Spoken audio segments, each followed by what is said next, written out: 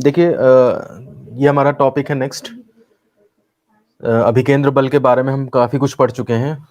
Cycle सवार के झुकना और रोड का झुकाना और इस तरह की चीज़ें, ये सब पढ़ चुके हैं डिटेल में। अब देखिए नेक्स्ट टॉपिक आता है हमारे पास अपकेंद्र बल। और अपकेंद्र बल के सिद्धांत पर ही एक डिवाइस बनाई जाती है जिसको कहते हैं अपकेंद्रित सेंट्रीफ्यूज। वो हमारा नेक्स्ट वीडियो में डिस्कस करेंगे, बहुत ही इंपॉर्टेंट टॉपिक है वो भी। और उसके बाद ऊर्ध्ववृत्त में गति, वो भी बहुत इंपॉर्टेंट है। तो दो इंपॉर्टेंट टॉपिक इसके बाद और बचेंगे, फिर हमारा चैप्टर कंप्लीट हो जाएगा। आप देखें यहाँ पर अपकेंद्र बल यानी कि सेंट्रीफ्यूगल फोर्स है, इसको हम छद्म बल भी कह दे सकते हैं।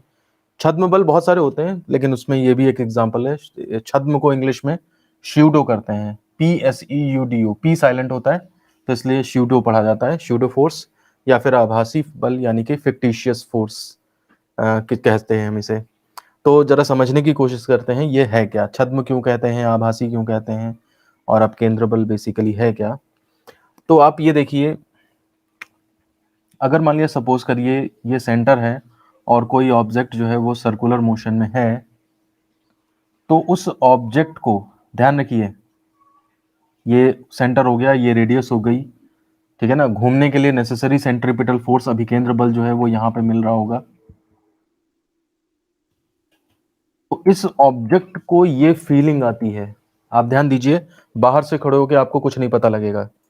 इस ऑब्जेक्ट को यानी कि इसका अपना जो फ्रेम ऑफ रेफरेंस है उसके हिसाब से अगर ये देखे तो इसको ऐसा महसूस होता है कि जैसे इसके ऊपर एक फोर्स बाहर की ओर काम कर रहा हो, केंद्र से बाहर की ओर काम कर रहा हो, जो बिल्कुल exactly similar to, exactly value equal to अभिकेंद्र बल यानी कि F के होती है।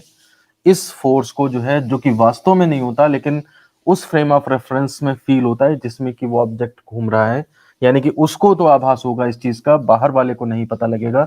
ऐसे फोर्स को कहा जाता है अपकेंद्र बल। अप मतलब बाहर की ओर, केंद्र मतलब सेंटर, तो सेंटर से बाहर की ओर लगने वाला ये अपकेंद्र बल है। इंग्लिश में बोलेंगे तो सेंट्रीफ्यूगल, पिटल मतलब अंदर की तरफ, फ्यूगल मतलब बाहर की तरफ, सेंट्रीफ्यूगल फोर्स। और फीलिंग केवल इसको होती है, बाहर वाले को नहीं होती है, इसलिए इसको श्यूडो फोर्स कहा जाता है, छद्म बल। छद्म मतलब ये होता है कि जैसे जादूगर जादू दिखाते हैं तो आपको ऐसा लगता है कि वो हो रहा है, अदरवाइज वास्तव में वो नहीं होता, वो तो ट्रिक होती है। तो उसी तरह से यहाँ पर ये है छद्म बल, मतलब जो ऑब्जेक्ट मोशन कर रहा है उसको तो एग्जैक्टली फीलिंग आएगी कि मेरे ऊपर ये फोर्स लगा, लेकिन बाहर से आप उसको अगर देखोगे तो फिजिक्स के लॉज के हिसाब से, या आप उसका वीडियो बना के देखो उसको, तो आपको ऐसी कोई फीलिंग नजर नहीं आएगी, ऐसा कोई फोर्स जो है वो लगता हुआ नजर नहीं आएगा। आभासी बल भी इसीलिए कह रहे हैं क्योंकि इसको आभास होता है, जो ऑब्जेक्ट मूव कर रहा है उसको आभास होता है, बाहर से इसका कोई पता नहीं लगता, इसलिए इसे आभासी बल भी कहते हैं। और इसका वैल्यू मैंने बता दिया, एग्जैक्टली इक्वल टू अभिकेंद्र बल होती है। तो इसका मतलब अगर हम इसका फॉर्मूला लिखें तो mv² / r या फिर mr⍵², ये इसका फॉर्मूला कहा जा सकता है। तो आप लोग डायग्राम बना के फॉर्मूला नोट कर लें। इसके लिए लैंग्वेज जो मैंने समझाई है अभी आपको कि अब केंद्र से बाहर की तरफ एक फोर्स की फीलिंग आती है, इसे अब केंद्र बल कहते हैं, वो डेफिनेशन हो जाएगी और फॉर्मूला ये हो जाएगा। डायग्राम जो है वो आप ये बना देंगे। मैंने सीधी लाइन मतलब बोल्ड लाइन नहीं करी है, डॉटेड डॉटेड लाइन बनाई है क्योंकि ये वास्तव में एग्जिस्ट नहीं करता है। अब हम इसके ऊपर थोड़ा डिस्कशन कर लेते हैं कि अगर ये आप वास्तव में मान लोगे, ठीक है ना, अगर आप इसे एग्जैक्टली मान लो कि हाँ ये है, तो फिर देखिए अभिकेंद्र बल और अपकेंद्र बल ये दोनों तो एक ही बॉडी पे काम कर रहे हैं, ये दोनों एक दूसरे को न्यूट्रलाइज कर देंगे। मतलब अगर मैं सेंट्रीफ्यूगल फोर्स को, लोग कहते हैं ना प्रूफ करो कि आभासी है, कैसे हम माने, तो सेंट्रीफ्यूगल फोर्स, सेंट्रीपिटल को अगर हम, सेंट्रीपिटल फोर्स को अगर मैं रियल फोर्स मान लूं, तो रियल मानने से क्या होगा कि सेंट्रीपिटल, ये फ्यूगल है, सेंट्रीफ्यूगल को अगर रियल मान लें तो सेंट्रीपिटल एंड सेंट्रीफ्यूगल ये एक दूसरे को न्यूट्रलाइज कर देंगे।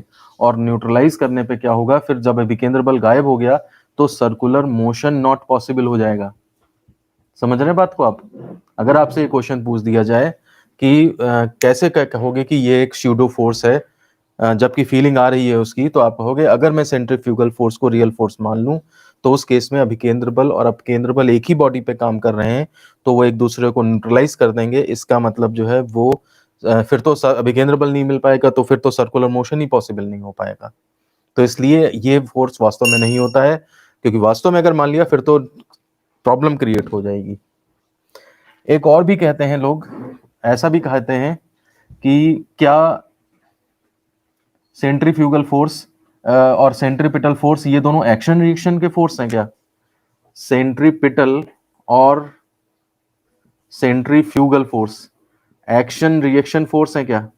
मतलब न्यूटन के थर्ड लॉ में जो एक्शन रिएक्शन बताया जाता है, तो आंसर है नहीं। क्यों नहीं? एक्शन रिएक्शन जो फोर्सेस होते हैं डिफरेंट बॉडीज पे एक्ट करते हैं, because action reaction forces act on different bodies. यहां पर अगर आप मान भी लो तो एक ही बॉडी पे ये काम कर रहे हैं, तो इसलिए ये एक्शन रिएक्शन के फोर्स नहीं होते हैं। ठीक है ना? एक्शन रिएक्शन ये हो सकता है जैसे इसके ऊपर अभी केंद्र बल लग रहा है, जो रस्सी बंधी है इसके ऊपर इधर से भी फोर्स लग रहा है, तो ये एक्शन रिएक्शन हो सकते हैं जो इस बॉडी पे लगे। ये नहीं हो सकते कि इसी बॉडी पे आप ये भी फील कर रहे हो, ये भी कर रहे हो, और दोनों को एक्शन रिएक्शन बोल दो। तो अपकेंद्र बल अभिकेंद्र बल का प्रतिक्रिया बल नहीं होता है। एक नंबर में अगर पूछ दे तो उसका आंसर आप ये लिखोगे। तो ये एक अपकेंद्र बल की बात हो गई, कुछ बातें हो गई इसके बारे में। अब आप इसके ऊपर एग्जाम्पल लिख लीजिए, मैं समझा देता हूं आपको। पहला एग्जाम्पल है मैरी गो राउंड।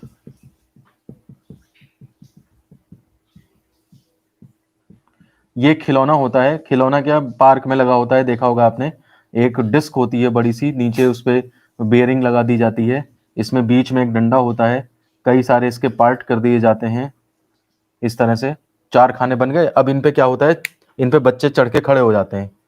4 खानों में जैसे 4 बच्चे चढ़ के खड़े हो गए और उन्होंने हैंडल पकड़ लिया, और फिर क्या करा जाता है, इसे गोल गोल घुमा दिया जाता है। कोई बाहर से बच्चा होता है वो, या पैरों से पहले घुमा दो, चल चल के घुमा दो, फिर उससे खड़े हो जाओ। तो इसमें क्या होता है, 4 बच्चे, जैसे मान लीजिए ये बच्चा खड़ा है, ये डंडा पकड़े हुए है और घूम रहा है, ये सर्कुलर मोशन कर रहा है। इसमें आप देखिएगा अगर ये बच्चा अपने हाथ छोड़ दे तो सीधे बाहर की ओर गिरेगा। तो इस बच्चे को ये फीलिंग आती है कि मेरे ऊपर बाहर की ओर कोई फोर्स लगा रहा है, और उस फोर्स की वजह से अगर वो हाथ छोड़ दे तो उस फोर्स की वजह से गिर भी जाता है वो। मतलब उसको पूरा का पूरा इफेक्ट नजर आता है उस चीज का। तो ये यहाँ पे जो फीलिंग आ रही है इसको, ये आपके अपकेंद्र बल की फीलिंग आ रही है, सेंट्रीफ्यूगल फोर्स उसको फील हो रहा है। हालांकि डिटेल में ये 11th क्लास में आपके पास डिटेल में होता है, जिसमें समझाया जाता है कि उसको फीलिंग आ रही है, लेकिन हम इधर से इस फ्रेम ऑफ रेफरेंस से, अपने फ्रेम ऑफ रेफरेंस से देख करके बताते हैं कि वो गिरा क्यों, कि या क्या हुआ, वो गिरा, वो चीज एक अलग चीज है। हमारे यहाँ बस केवल सिंपल सा ये एग्जाम्पल है, आप इसे समझ लें। और दूसरा एग्जाम्पल जो होता है वो आपका होता है, क्या बोलते हैं, जैसे बस जा रही है और बस जा रही है वो राइट साइड में मुड़ जाए, तो इसमें जो आदमी बैठे होते हैं वो सब बाईं तरफ खिसक जाते हैं, बाईं तरफ फोर्स लगता है। या अगर इस तरफ मुड़ जाए तो दाईं तरफ फोर्स लगने लगता है। तो ये फोर्स जो है वो वास्तव में नहीं होता है, ये केवल इन लोगों को फील होता है।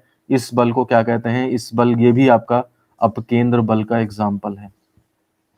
ध्यान रखिए ये एग्जाम्पल वहां भी दिया जाता है, इनर्शिया ऑफ डायरेक्शन में भी दिया जाता है, कि जिस गति पे, जिस डायरेक्शन में जा रहे हैं उसी डायरेक्शन में चलते रहने की टेंडेंसी होती है।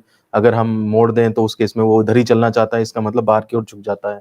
तो अगर हम इसको इनर्शिया के अंदर डिस्कस कर रहे हैं इसी कंसेप्ट को, तो वहां पर ये एक प्रॉपर्टी है, और यहाँ पर जो हम डिस्कस कर रहे हैं वो इसका कारण है, कॉज है, कि अपकेंद्र बल की वजह से जो है उसको फीलिंग आती है इस चीज की, और इस वजह से जो है वो जिधर इधर सर्कुलर मोशन करोगे तो इधर की तरफ, बाहर की तरफ लगेगा, उधर सर्कुलर मोशन करोगे तो उधर की तरफ फोर्स लगेगा। तभी क्या होता है, इसी फोर्स की वजह से जो है वो जैसे आपने देखा होगा कि बस में या ट्रेन में जैसे लोग बैठे हैं, एक सीट है मान लिया, सपोज करिए, ठीक है।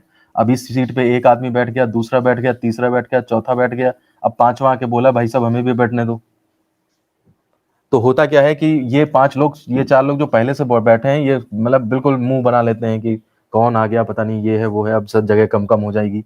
और बड़ी मुश्किल से उसे जरा सी जगह उन्होंने दी, मान ली इतनी सी जगह दी, उसमें जरा सी जगह में वो किसी तरह से टिक गया। उसने कहा भी भले लोग कि उधर खिसक जाओ थोड़ा, बोले वो सब बोले कि अरे कहाँ जगह, कहाँ जगह, देखो कहाँ जगह, ठीक है। अच्छा, तो तभी देखिए कोई अगर पुराना आदमी होगा या कोई होता है, वो बोलता है कि थोड़ा चलने दो बस को, और क्या बोलते हैं, अपने आप जगह बन जाएगी सबके लिए।